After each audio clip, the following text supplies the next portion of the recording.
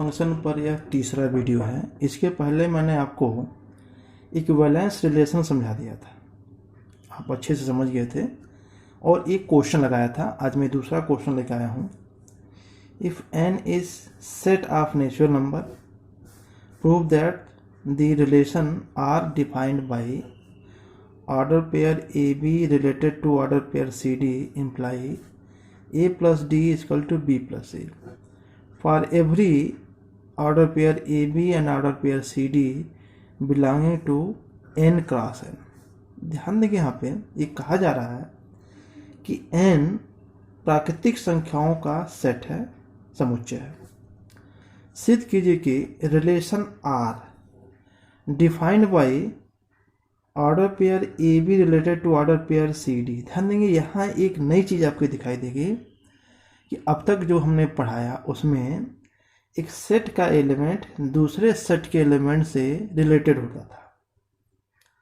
वो बात तो यहाँ भी है, लेकिन यहाँ एक फ़र्क ये है कि अब हम रिलेशन एन पे डिफाइन नहीं कर रहे हैं, हम रिलेशन डिफाइन कर रहे हैं एन क्रॉस एन पे। यानी अब तक के क्वेश्चनों में अब तक जो हमने समझा वो किसी सेट का एक एलिमेंट किसी सेट के दूसरे एलिमेंट से जुड़ा होता था। अब यहाँ क्या है कि n क्रॉस n निकाला गया है, यानी अब एलिमेंट नहीं जोड़ रहे हैं, ऑर्डर पेयर आपस में जोड़ रहे हैं। ये समझिए एक माता पिता है, एक दूसरे माता पिता है। अब पहले माता पिता का जोड़ा दूसरे माता पिता के जोड़े से एक रिलेशन में आ रहा है, एक रिश्ते में आ रहा है।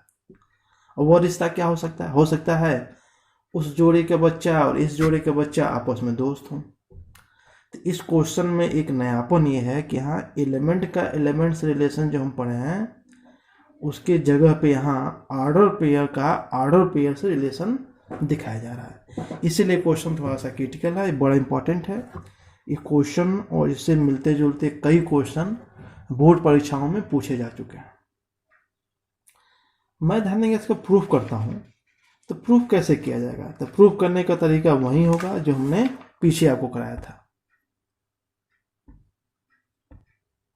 देखिए एक बात तो क्लियर है कि जो हमारा R है वो n क्रॉस n से n क्रॉस n तक। अब तक हम लोग क्या पढ़ते थे? R such that n cross n, मतलब अब तक जो हमारा सेट जो रिलेशन होता था वो सेट n से n होता था। यह आपने भी पढ़ा होगा R such that a to b, आपने भी पढ़ा होगा R such that a to a। ये क्या है? सेट n से सेट n रिलेशन है, मतलब सेट n के एलिमेंट्स को सेट n के एलिमेंट से ही जोड़ता है। ये क्या है?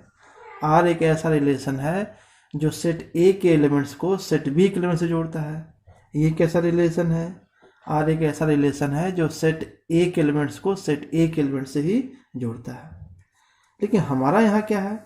हमारा जो R है n क्रॉस n से n क्रॉस n है, यानी n क्रॉस n के एलिमेंट कैसे होंगे? ऑर्डर पेयर होंगे। अब ऑर्डर पेयर को ऑर्डर पेयर से जोड़ने का काम करता है। तो मैं पहला लिखता हूं R इज रिफ्लेक्सिव, इसे स्वतुल्य कहा जाता है। अब देखिए ये समझने के लिए या इसको प्रूव करने के लिए पहले आप ये समझिए कि R की डिफिनीशन क्या है। डिफिनीशन ये है कि AB related to CD imply A plus D equal to B plus C। इसको समझिए। देखिए order pair A B order pair C D, ये आपस में रिश्तेदार तब माने जाएंगे, जुड़े हुए तब माने जाएंगे जब A plus D equal to B plus C. ध्यान समझिए इस ऑर्डर पेयर का पहला एलिमेंट और इस ऑर्डर पेयर का दूसरा एलिमेंट को जोड़ दीजिए। पहले ऑर्डर पेयर का दूसरा एलिमेंट दूसरे ऑर्डर पेयर का पहला एलिमेंट जोड़ दीजिए, और ये आपस में अगर इक्वल आ जाए तो क्या कहेंगे हम? ये दोनों आपस में रिश्तेदार हैं, यानी कि रिलेटिव हैं, यानी कि जुड़े हुए हैं। कहने का मतलब क्या है कि दो ऑर्डर पेयर आपस में जुड़े हैं कि नहीं, यह जानने के लिए आपको करना क्या है कि बाहर के एलिमेंट मतलब ए और डी और अंदर के एलिमेंट बी और सी को जोड़ दीजिए, और देखिए आपस में बराबर आते हैं कि नहीं आते हैं। जैसे मैं अलग से एग्जांपल बोलूँ तो आप बताइए, क्या 5 6 और 2 3 ये आपस में जुड़े हैं कि नहीं जुड़े हैं? ये रिलेटिव हैं कि नहीं है? तो सीधी सी बात है, देखिए 5 और 3 कितना होता है 8, और 6 और 2 कितना होगा 8। क्योंकि यह इस कंडीशन को फॉलो कर रहे हैं, इसका मतलब हुआ कि 5 6 रिलेटेड टू 2 और 3।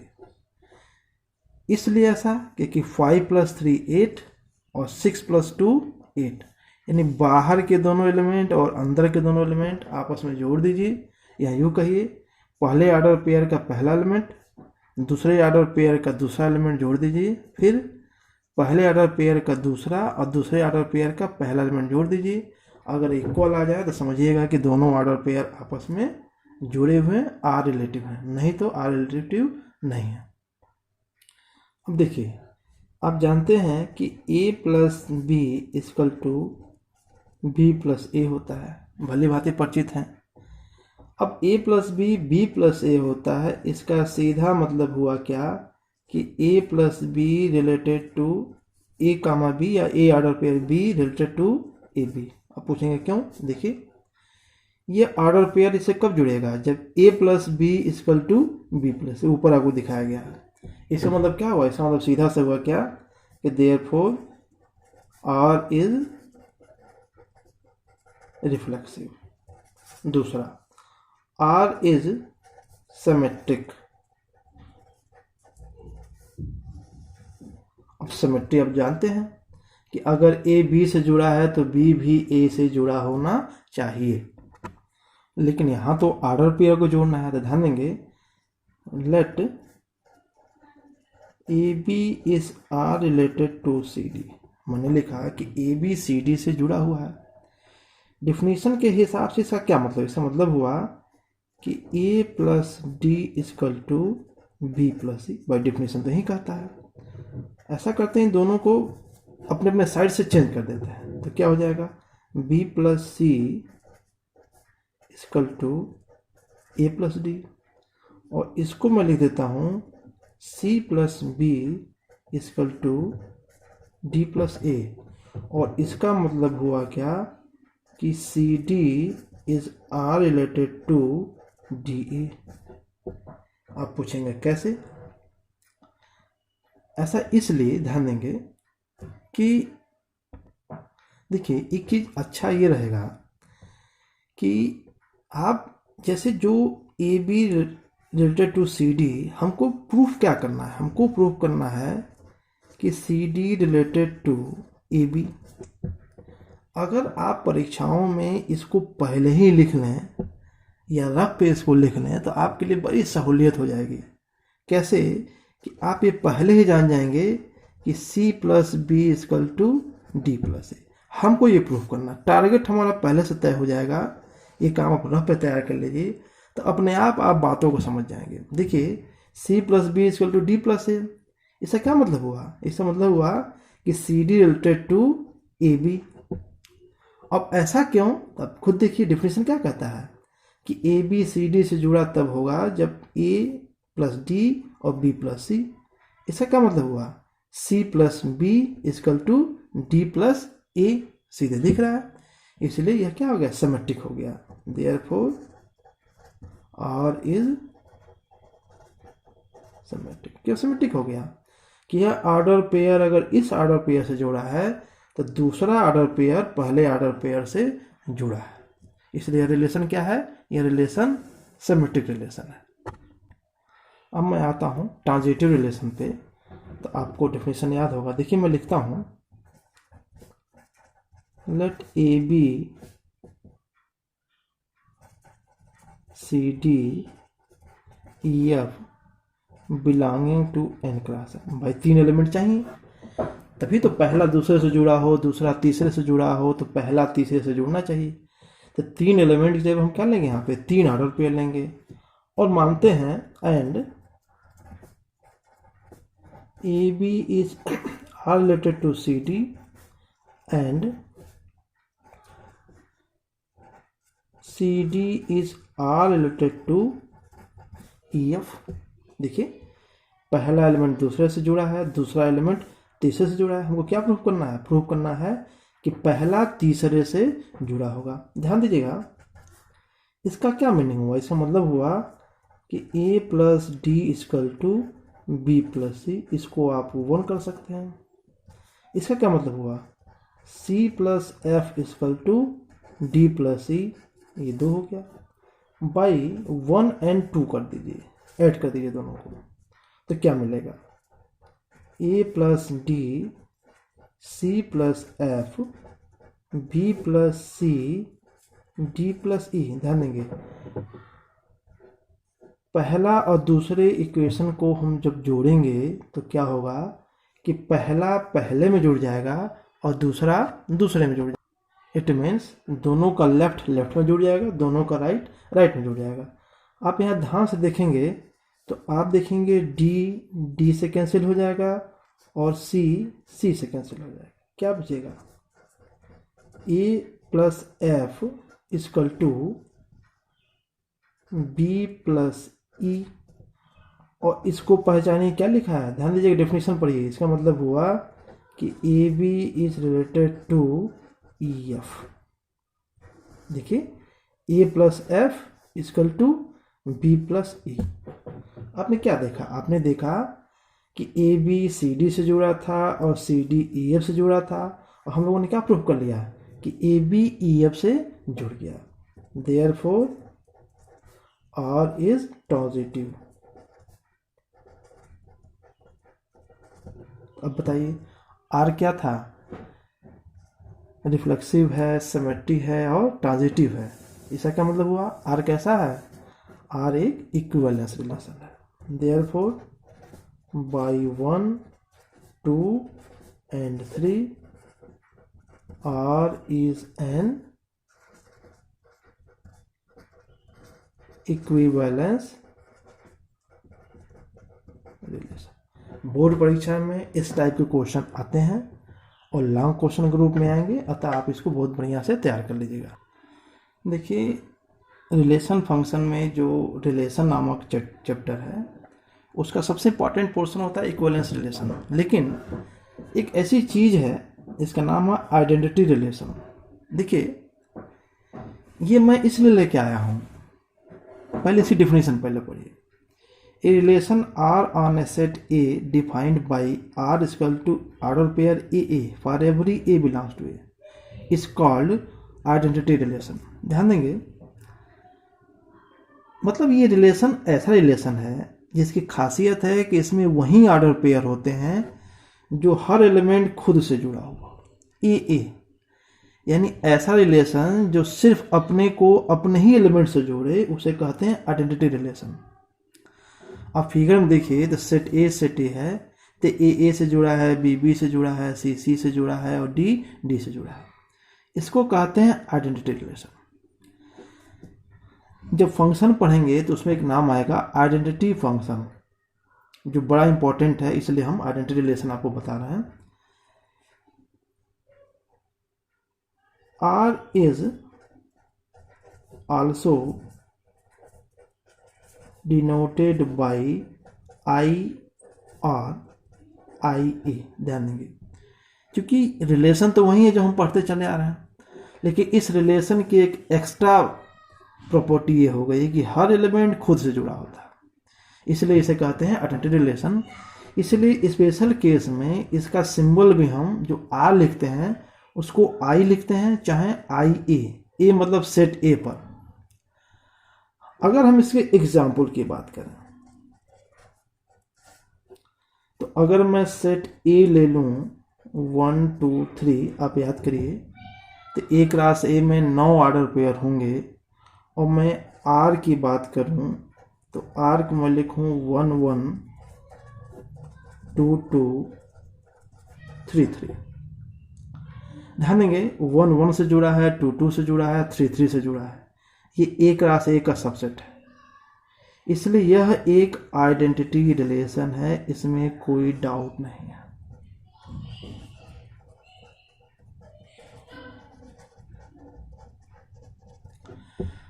लेकिन एक डाउट है जो शायद आपने सोच लिया हो सकता है ना भी सोचा हो, वो डाउट ये है कि सर ये तो रिफ्लेक्सिव रिलेशन है। एक रिफ्लेक्सिव रिलेशन भी ऑलमोस्ट इसी टाइप का होता है। बहुत सारे बच्चे रिफ्लेक्सिव रिलेशन पढ़ लेते हैं, आइडेंटिटी रिलेशन पढ़ लेते हैं, और जब दोनों एक साथ आता है तो घबरा जाते हैं कि आइडेंटिटी है कि रिफ्लेक्सिव है। एक्चुअली ये आर्टिकल मैं इसीलिए स्पेशल ले भी आया हूँ ताकि मैं आपको समझा सकूँ कि आइडेंटिटी में रिफ्लेक्सिव रिलेशन में क्या फ़र्क है। एग्जाम्पल नंबर जरा 2 देखिए।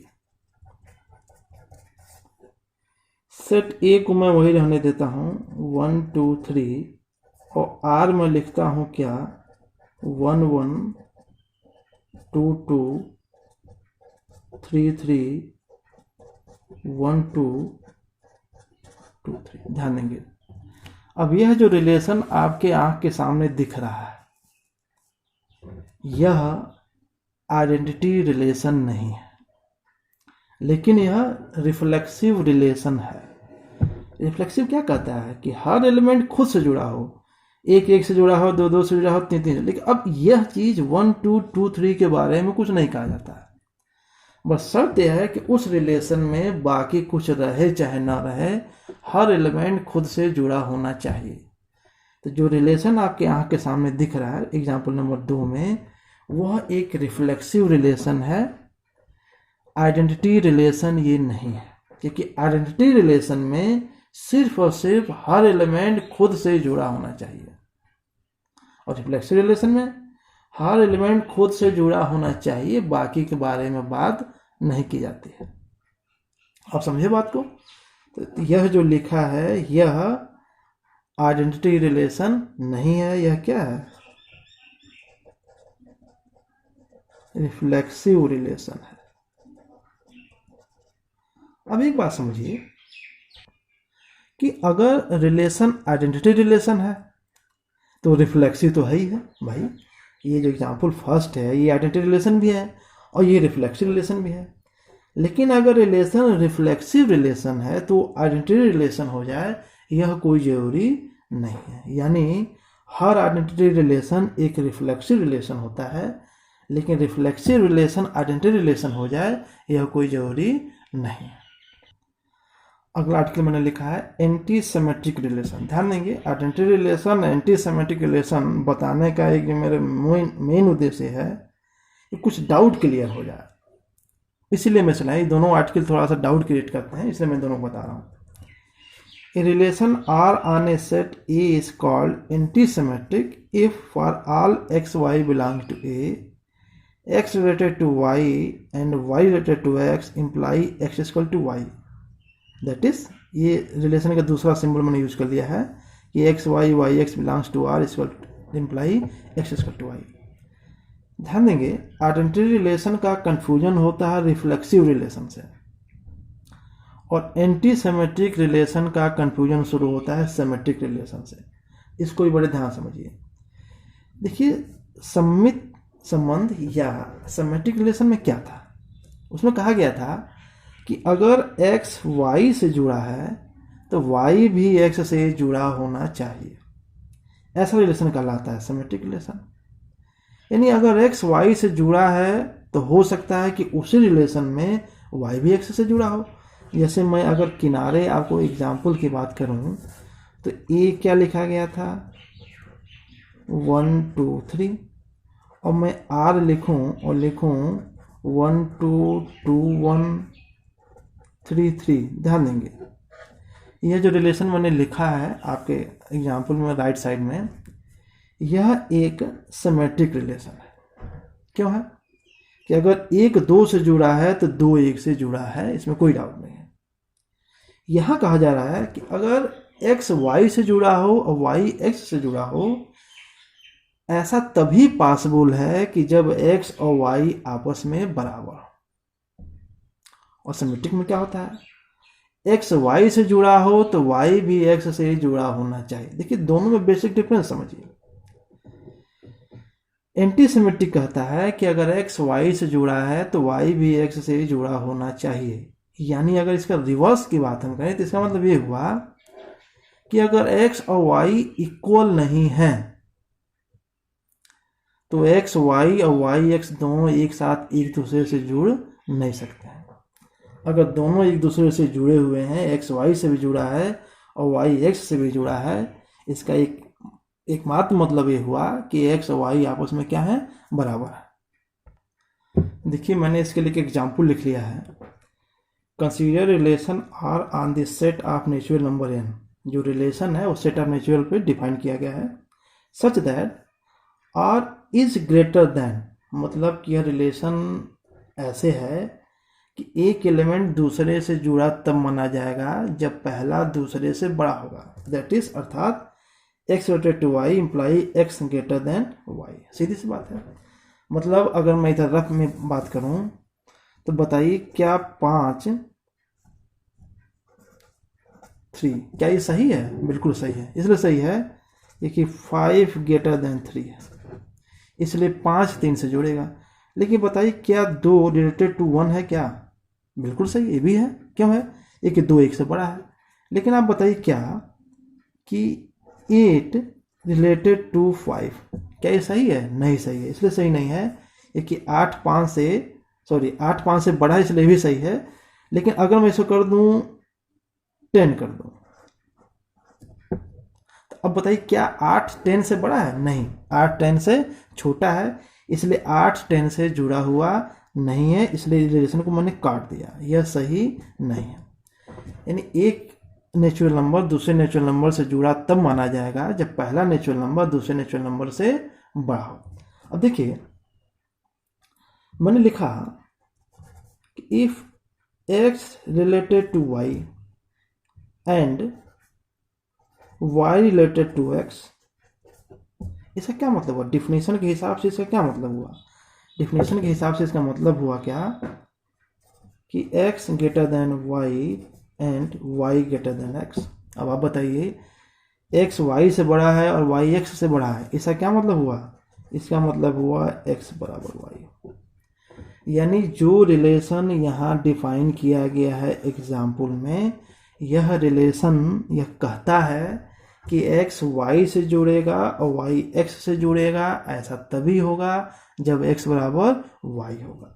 इसका क्या मतलब हुआ? यह जो रिलेशन है therefore R is anti symmetric relation. मैंने सारी बातें बता दी, कोशिश किया कि आपको कहीं कंफ्यूजन ना रहे, इसलिए मैंने जितनी मुझे ज़रूरत थी मैंने शायद उससे ज़्यादा ही एक्सप्लेन मैंने कर दिया है, क्योंकि आप हमसे क्वेश्चन तो डायरेक्ट पूछ नहीं सकते हैं। इसलिए मैंने आपके देखते हुए कि आप कहाँ फंसते हैं, आप कहाँ सोचते हैं, कैसे सोचते हैं, उसके हिसाब से जितना पॉसिबल था मैंने सब कुछ समझा दिया। मैं उम्मीद करता हूँ कि आपको कोई डाउट यहाँ पे अब नहीं रहेगा। बाकी बातें मैं नेक्स्ट वीडियो में करूँगा। Okay, thank you.